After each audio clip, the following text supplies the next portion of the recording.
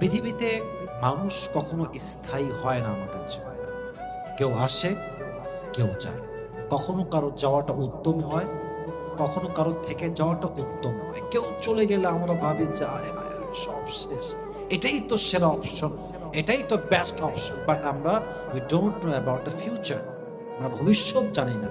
কিন্তু যেই পার্সনটা আজকে চলে গেছে, 1 বছর পরে গেলেও আমরা বুঝি যে এটা যাওয়াটাই বেস্ট ছিল।